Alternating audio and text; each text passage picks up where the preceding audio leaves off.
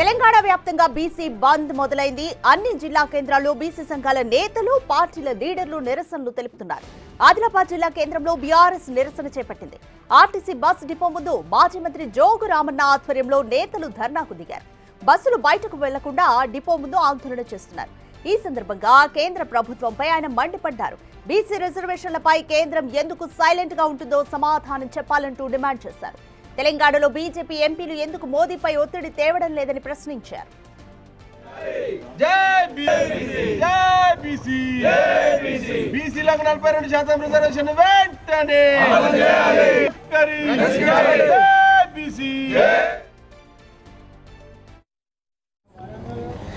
ఈరోజు ఇక్కడ రాష్ట్రంలో ఈ 42% రిజర్వేషన్ల పట్ల ఇక్కడ రాష్ట్రం ఉన్నటువంటి కాంగ్రెస్ పార్టీ ప్రభుత్వం, దేశంలో ఉన్నటువంటి భారతీయ జనతా పార్టీ ప్రభుత్వం ఇద్దరు కలిసి ఎలా దాదాపు దేశంలో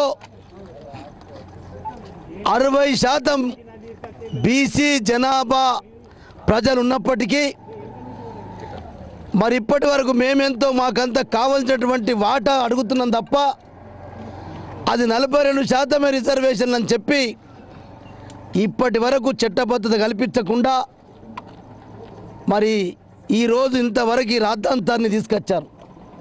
బీసీలందరినీ అవమానపరుస్తూ ఉన్నారు, అవహేళన చేస్తూ ఉన్నారు. ఇటు కేంద్రం అనుకుంటే, ఇటు రాష్ట్రం అనుకుంటే. టీ తాగే లోపల ఈ బీసీల 42% రిజర్వేషన్ చట్టబద్ధ కల్పిస్తే ఇవ్వచ్చు.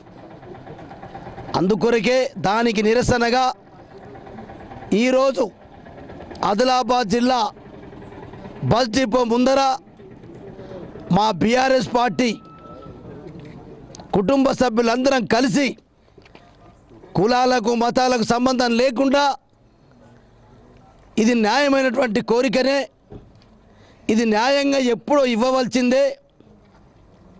కానీ ఇలా కేంద్రం రాష్ట్రం బీసీలతో చెలగాటమాడుతుంది. నల్గొండ జిల్లా కేంద్రంలోని ఆర్టీసీ బస్ డిపో ముందు బీసీ సంఘాల నేతలు నిరసన చేపట్టారు. స్థానిక ఎన్నికల్లో 42% బీసీ రిజర్వేషన్లకు చట్టబద్ధత కల్పించాలంటూ డిమాండ్ చేస్తున్నారు. బంద్ ఫర్ జస్టిస్ పేరుతో ఆందోళన చేస్తున్నారు.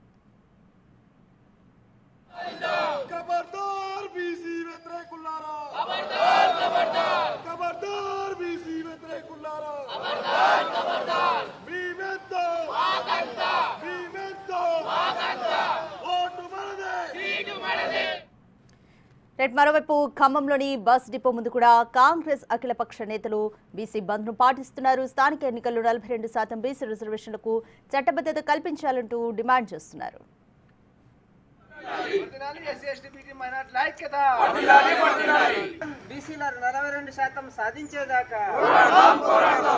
పోరాడదాం, బీసీలకు 42% సాధించే వరకు 42% రిజర్వేషన్ 42% రిజర్వేషన్ ఖబర్దార్ బీసీ వ్యతిరేకులారా, ఖబర్దార్ బీసీ వ్యతిరేకులారా.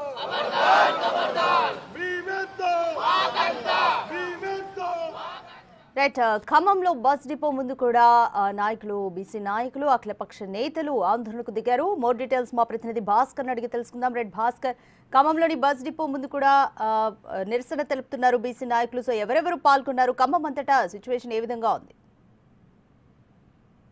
బస్ డిపో వద్ద సుమారు 5 గంటల నుంచి కూడా అఖిలపక్ష పార్టీ నేతలు మొత్తం కూడా ఆందోళన వ్యక్తం చేస్తున్న నేపథ్యం ఉంది. ముఖ్యంగా బస్ డిపో గేటు వద్ద లోపటి నుంచి బస్సులు బయట రానియకుండా పార్టీలు ఖచ్చితంగా ఒకవైపున CPM party, CPI ML party ప్రజా పంద, మరోవైపున బీఆర్ఎస్ పార్టీతో పాటు కాంగ్రెస్ పార్టీ, మరోవైపు చూసుకుంటే మాత్రం ఇట్లా అంటే ఏ పార్టీకి అని సంబంధం లేకుండా మొత్తానికైతే బీజేపీ పార్టీ మినహా ప్రజెంట్ ఇప్పుడున్న బస్ డిపో దగ్గర మాత్రం బీజేపీ పార్టీ మినహా మిగతా పార్టీలంతా అఖిలపక్ష పార్టీ నేతలతో పాటు బీజూ సంఘం నేతలు కూడా భారీ ఎత్తున కూడా ఖమ్మం బస్ డిపో వద్ద కూడా ఆందోళన నిర్వహిస్తున్న నేపథ్యం అయితే ఉంది. ఫలితంగా చూసుకుంటే మాత్రం ఇప్పటి వరకు ఒక బస్సు కూడా బయటకు రానియకుండా అడ్డుకున్న నేపథ్యం అయితే ఉంది. మరోవైపున పోలీసులు కూడా భారీ ఎత్తున కూడా ఈ అంటే ఆందోళనకారులు ఎలాంటి విధ్వంసానికి గురికాకుండా విధంగా అన్ని జాగ్రత్తలు చేయడం చర్యలు చేపడుతున్న నేపథ్యం అవుతుంది. మరోవైపున ఇప్పటి వరకు చూసుకుంటే ఈ యొక్క అటు బీసీలకు 42% రిజర్వేషన్ సాధన కోసం సుప్రీంకోర్టులో ఉన్న వ్యాజ్యాన్ని కేంద్ర ప్రభుత్వం జోక్యం చేసుకోవాల్సిందే. కంపల్సరీగా బీసీలకు 42% న్యాయ పద్ధతి అయినటువంటి రిజర్వేషన్ అమలు కోసం కృషి చేయాలంటూ కూడా ఆందోళన వ్యక్తం చేసిన నేపథ్యం అవుతుంది. అనేక సంవత్సరాల నుంచి కూడా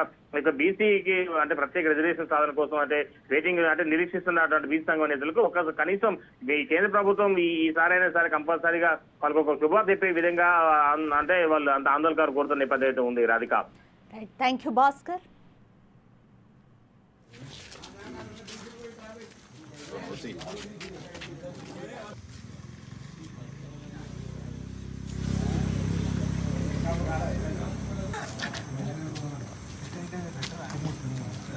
హక్కులను వెంటనే అమలు చేయాలి. బీసీల హక్కులను వెంటనే అమలు చేయాలి. బీసీల ఐక్యత. అయితే ఈరోజు బీసీ సంఘాలు బంద్ కు పిలుపునివ్వడంతో మధ్యాహ్నం వరకు కూడా బస్సును నిలిపివేయాలని ఆర్టీసీ నిర్ణయించినట్లుగా తెలుస్తోంది.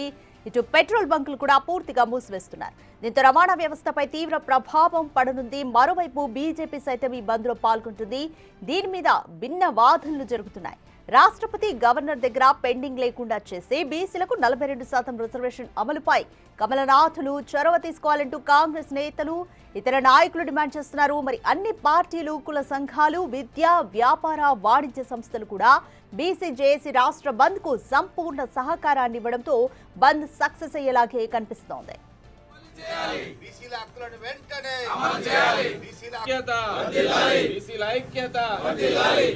ఐక్యత.